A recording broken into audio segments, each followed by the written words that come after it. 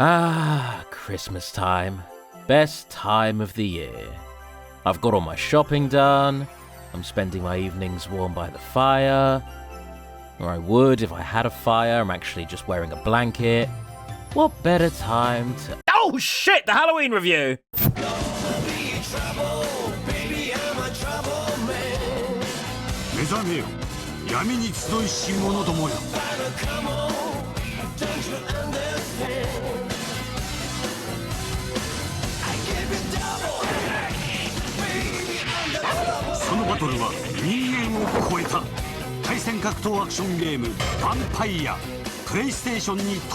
I've been sitting on and procrastinating this review for a good while now, because sometimes an animated series is so evidently fantastic that it defies conventional review, forcing me to continually just point and say, look at how obviously incredible this is.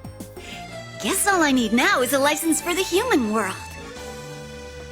Say, do either of you know where the Human World City Hall is?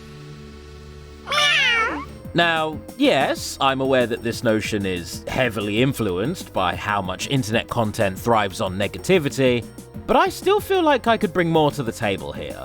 Night Warriors, the animated series, is so phenomenal, even as a heavily condensed 4-episode OVA, that to even compare it to its Western equivalent feels like it would be an insult to both it and your intelligence. I'm sure you all know a curb stomp when you see one.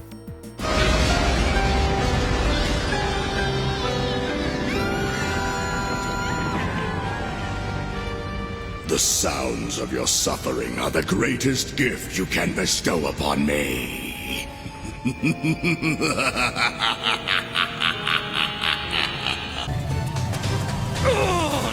Sunlight! Stupid idea! When I find out who did this... Yeah, spicy take, but I think the hydrogen bomb might beat the coughing baby. Being an adaptation of Night Warriors 1 and 2... Wait, should I call this OVA Night Warriors in order to differentiate it from the dogshit Western series? Or should I just call it by what I know this series to be called? The politically correct term's Darkstalkers. Oh, okay. Thanks, Lord Raptor. I'm glad that your English voice actor was one of the only things to survive across both adaptations. You were always cool as hell. Party hardy, dudes!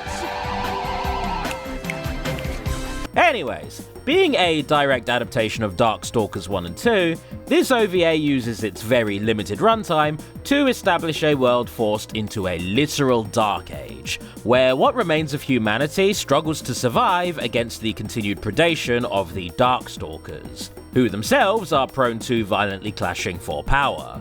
As Donovan Bain puts it, both sides fighting until the other is destroyed. That is the way of man. However, it is also the way of the demon. This world yearns for death.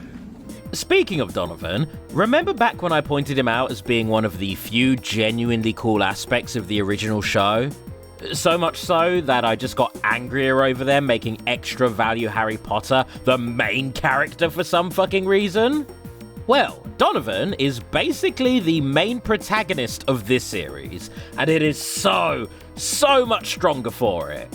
That said, for any of you who really like Anakaris, Rikuo, Sasquatch, or Victor, whew, boy, I am sorry to say, you got shafted. Your faves all get introduced and unceremoniously murked in a matter of seconds. And you know what? It does suck, I know it does, but this is 2 games worth of fighting game roster in a 4-episode OVA. If you don't cull some of them, it's gonna be a clusterfuck. I promise that the end result is entirely worth it. So, for this video, I'm mainly just going to focus on the plotline and interactions between Donovan and Anita over the course of this series. A, because they're fantastic, and B, because more than most VidAMs episodes, I really do want you lot to go watch this yourselves. I don't want to give any more of it away. I'm leaving you lot with a whole-ass Felicia subplot to enjoy entirely on your own terms. You're welcome. 連続技がすごい。貯めるとすごい。このバトル半端じゃない。ヴァンパイアハンターセガサターンに新登場。カプコン。 In episode 1, Return of the Darkstalkers, we first meet Donovan as he explores a desiccated village, most of its inhabitants having died in a recent Darkstalker attack. While the village priest sees to burying the dead, a group of travelling performers appear with a young girl named Anita, the lone survivor of yet another massacred village, who seems to be getting directly targeted by Darkstalkers. They request that she is taken in and offered holy sanctuary. She ain't a bad kid, you know. She's just kinda different. It's on account of her power, even though it's only a little one. Only a little one? Surely her power cannot be as little as you'd have me believe. That child survived an attack that wiped out an entire town. There must be something more to her than we're seeing. Despite the risk she poses, the priest cannot bring himself to leave an innocent girl unprotected, deciding instead to let her stay. But things go completely to pot when a group of dirty little scrags turn up to steal shit. Now this is what I call the real thing. What do you think? Should we steal it? I don't know. We'll be in big trouble if the priest catches us. So we won't get caught. Pilfering a gun and then trying to threaten the obviously mute girl into not telling anyone, things escalate quickly. I know what I'm doing. I'm gonna show her what'll happen if she talks, that's all. I love that these kids who are specifically written to be shitty are exhibiting the exact same level of hostility towards Anita as our main protagonist from the Western show. It really does help highlight what an unlikable shitbag he was. For no reason. Look, I don't have time to look after a girl. One discharged shot and magical shield later, the boys run off to grass on who they perceive as being a witch to the local villagers. The villagers who live in constant fear of the supernatural. For those of you who've read a history book, you can probably guess what happens next.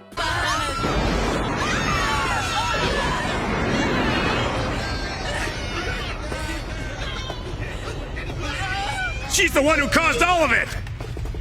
Fire! Donovan has, let's call it a slight disagreement with the local villagers' conduct. As you can see here, when he tears the earth asunder with the power of his stand. By fucking accidents. Scaring off the angry mob, the only person who remains is the priest, who, in an act of guilt, raises his sword to finish Anita off, bringing an end to the madness. His sense of humanity, however, shines through, in a moment that got me right in the heart. The deed is not in me. I cannot take the life of one who does not understand.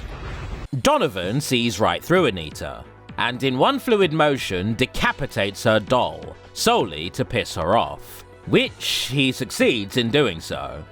He actually calls out her trauma response as being inherently selfish when it puts the people around her in danger. Which, yeah, doesn't seem like the most compassionate takeaway, but, well, the church is currently on fire, so maybe he has a point. Stop running and choose to live. You have the eye of the Dark One. True.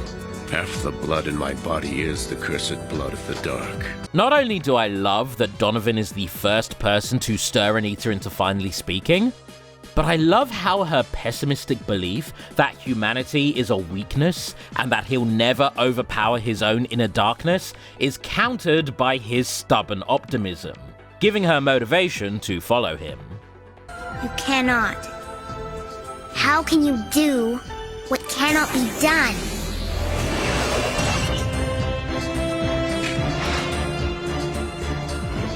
Say what you will, but I am a vampire hunter. He doesn't ask or even seemingly want her to tag along, but between his immense strength and unwavering resolve, she recognizes that it is in her best interest to do so.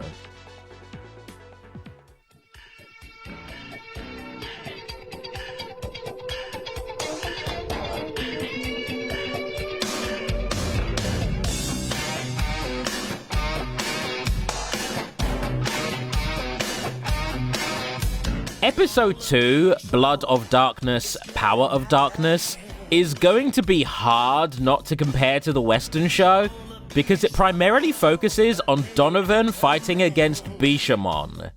Lord help me, I may not be able to resist the low-hanging fruits.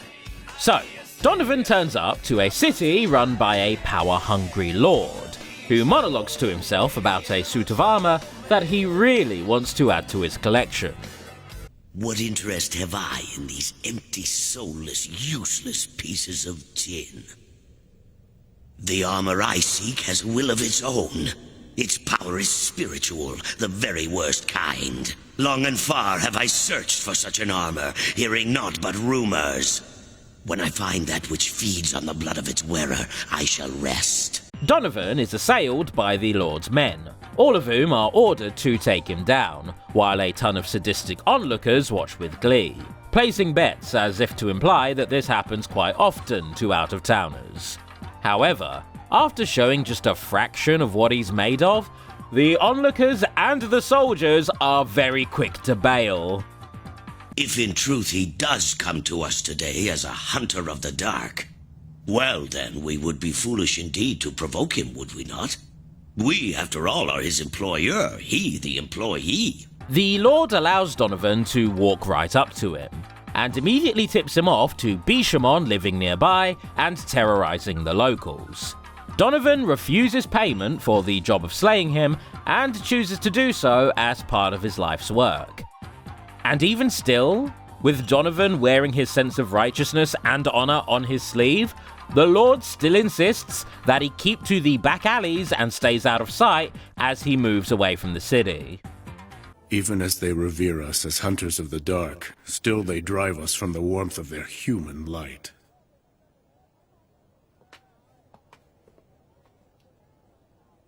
Is it the light of the city itself that is corrupt? Or is it my idea of that light that's... I would have you remain here. There's no need for you to endanger yourself by joining my foolish way of life. Cutting to the valley where Bishamon lurks, a convoy of merchants grinds to a halt. Its unassuming coachmen reveal themselves as bounty hunters, who plan to offer their passengers as blood sacrifices in order to bait Bishamon out. Thankfully for the passengers, the gesture alone is enough for Bishamon to turn up on his own volition. So you would possess me. I see this great continent without wars is nonetheless filled with fools. If such fools should shed their blood and cover me in it, I cannot help but thank them for it. Are you that might then? I favor strong opponents. I, along with this breed, have the power to make a mighty warrior even greater. A few lines may get lost under the intimidating voice filter, but at least he doesn't feel racist here. If and when you can take Kian, my own demon fire, then, and only then, will the likes of thee be worthy of me.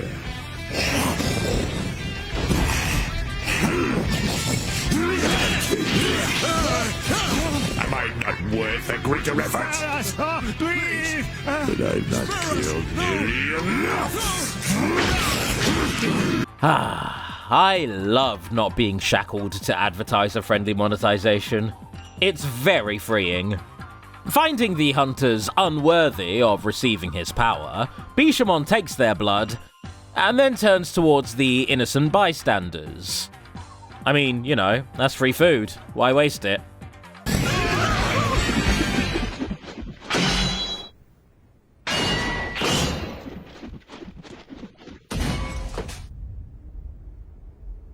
Okay, I'm sorry, I have to do it. Here are some back-to-backs comparing the Western Bishamon fight to this one. Brace yourselves and prepare for some whiplash.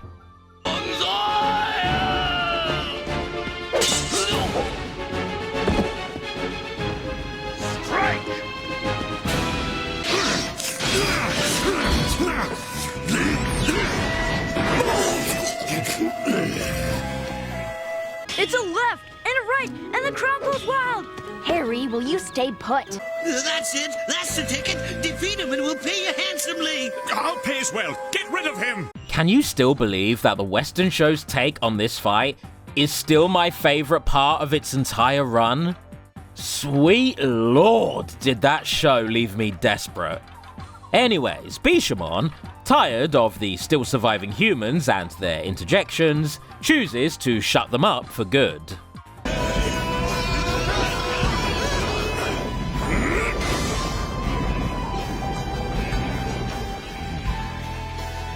First of all, that is badass as fuck. Secondly, this selfless act drives Bishamon into a confused rage. Despite being impaled not once, but twice through the chest, Donovan refuses to let the merchants die, resigning himself to martyrdom.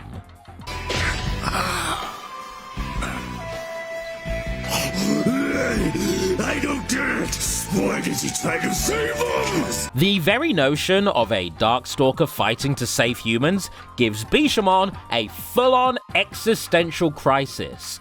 Enough for the human soul within him to break free from the armor's control, rendering it powerless. For one with the power of the dark to long for its destruction. Does that not in fact deny you and your own existence? Suicide is betrayal of the self. The inconsistencies of my life are not something I need explain. I must admit, however, to a certain pleasure in the sight of my own blood. It is tainted. Let it flow out of me. Were I but able, I would ask that your blade finish it. So, no joke here, this is heavy. The self-loathing and ideation of death that defines Donovan as a character is treated with an incredible amount of reverence and respect by this series, and I genuinely love how Anita turns up just in the nick of time to serve as an anchor for Donovan, somebody reliant on him who he could choose to go on living for. An idea that is most certainly not forgotten. This is it. This is what I've wanted all along. What's going on?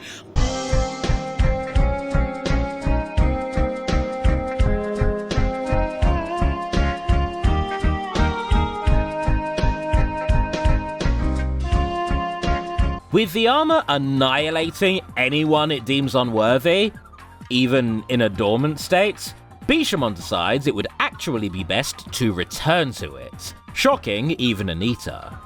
Inspired by Donovan's own struggles with the self, Bishamon considers it would be best to live on as a warrior, and fight against the dark urges that course through his armor from within.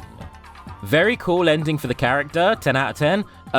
Donovan is still barely clinging to life. Mans needs a pick-me-up. Look, sis, that's him, the guy that's been competing with us. It would seem so. Xienko and Mei Ling, a pair of former human mystics who themselves fight against other Darkstalkers, choose to party up with the incapacitated Donovan and Anita. But not without some growing pains.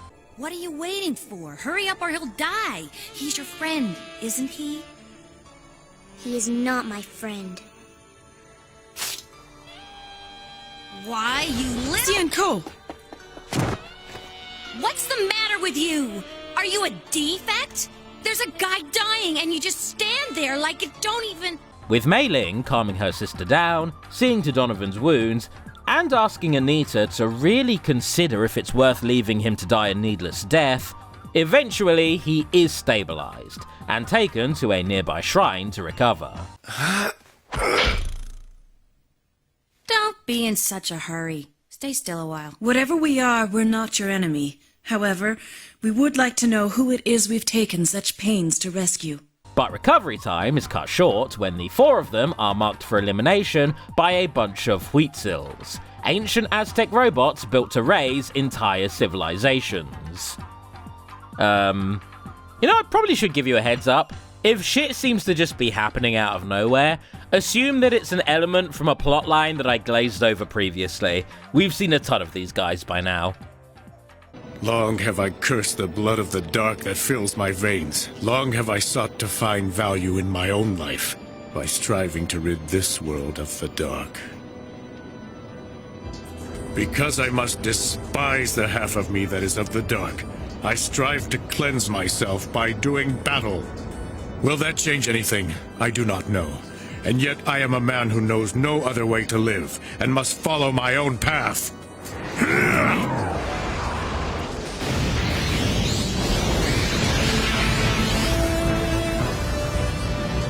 My inner JoJo fan just came. In episode 3, Pyron Descending, Donovan and Anita join a group of human refugees, all of whom flee their home due to the imposing threat of the titular Big Bad.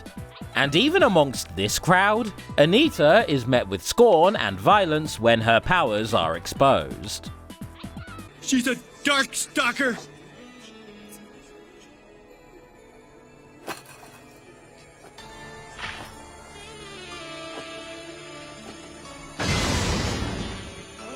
Huh.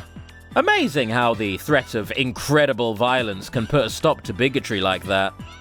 Watching over all of this, the sisters pontificate on how, despite what Donovan and Anita endure, at least they do still have each other. The sisters then invite them over, share their long tragic backstory, which takes up a good chunk of this episode, and then make it abundantly clear that Pyron is an immense threat to everyone on Earth, human and Darkstalker alike. The last spell Mother showed us, the Igyo Tenshin, it uses as its energy source the exact same power as the darkness. We cast that spell, and have been looking for her enemy. Looking for a long time. Anita's cold facade breaks further by the end of this episode, most of which was focused on Morrigan, Dimitri, Felicia, and Talbane. Again, I'm not a replacement for this show, go watch it.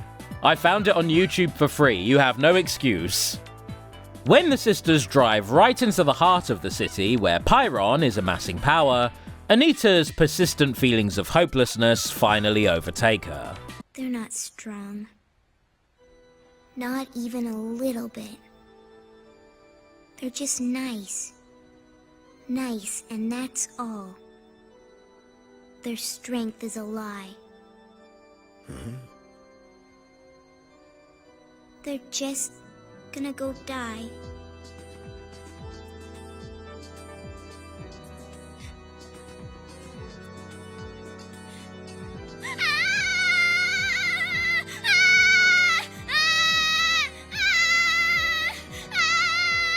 Anita, listen!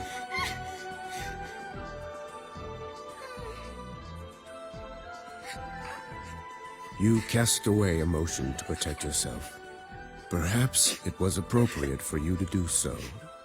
Once you showed me your anger, now your sadness.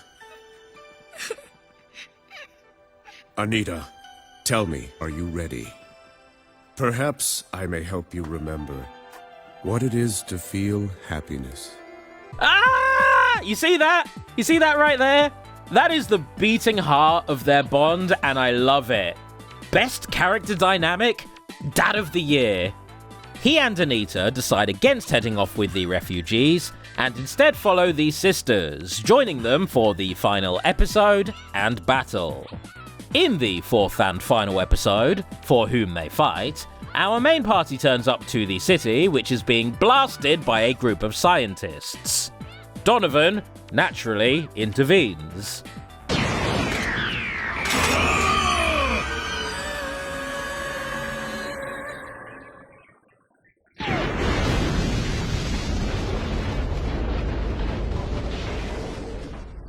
Claiming that the city's exposure to the darkness is the reason for the arrival of a vengeful god, the scientists decide to go full scorched earth in order to satiate it. The sisters call them out on their wildly wrong assumptions, which they ignore, and Donovan remains neutral, his intentions and motivations being interrogated directly by said scientists. There is meaning to be found in your existence, but not as you imagine it. Kill everything, all that is dark. After that, you must kill all the humans. Only then will your truth be realized. With your tainted blood, neither side will accept you. Why not kill them all? It is a harsh truth, but it is uniquely yours. At first, I assumed Dr. Robotnik here was just off his rocker, but it turns out that he was a lot more on the money than I thought, as Donovan is left silently grappling with some pent-up resentment, while Anita simply stares on. Come on, sis, let's go. But what about Donovan? Let's go! Leaving Donovan behind, the sisters head off to face Pyron, whose energy blasts are the perfect blend of looking really goddamn cool, but also being an absolute nightmare vis-a-vis epilepsy. Imagine the following clip, but way, way faster.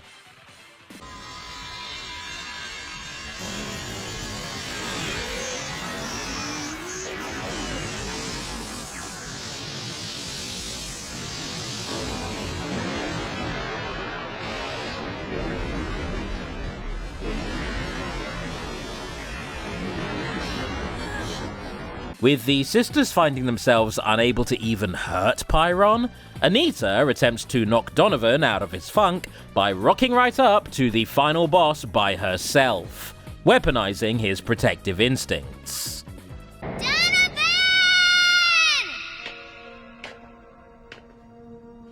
It's at this point that I expected the typical epic anime final battle, where Donovan finally offers Pyron the challenge he so desperately craves.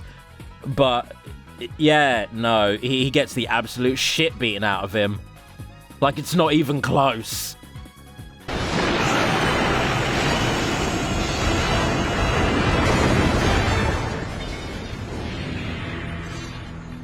Donovan! And Pyron, unsatisfied, begins amassing enough power to just destroy the world outright. Young one, why must you torture yourself so? Isn't the world itself the source of enough pain? Donovan thinks back to the life he had before, living as an outcast with others like himself. Brutally flagellating himself, he reveals that he does in fact harbour a murderous rage, a desire to kill both Darkstalkers and humans for ostracizing him. And it is these feelings that he punishes himself for. Why must we hide ourselves in the shadows of man as though we're unclean? We too have a right to live! Being offered a sympathetic ear and some sage wisdom, Donovan is released from his torture and encouraged to come to terms with his anger, to embrace it as another perfectly healthy human emotion, and learn to finally accept himself. This memory, combined with Anita finally opening up to him, is enough for the most explosive comeback.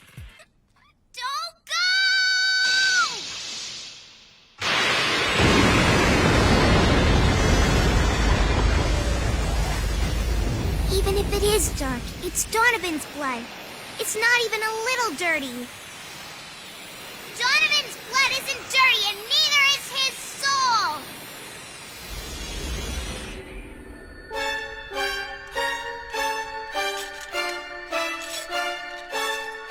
Realizing that he needed to live not just for Anita, but also for himself, was all Donovan needed.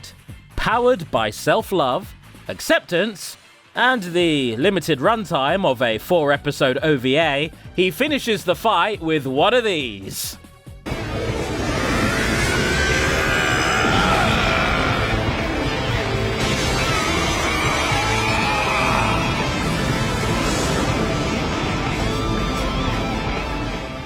Can I not love my own heart? I can. How can I do otherwise? And with that comes love for you, Anita.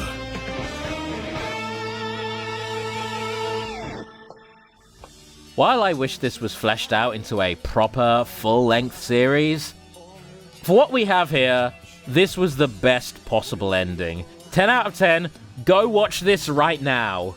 End of review. Thanks for watching. God, I hope Darkstalkers comes back one day. The games, the anime adaptations, any of it really.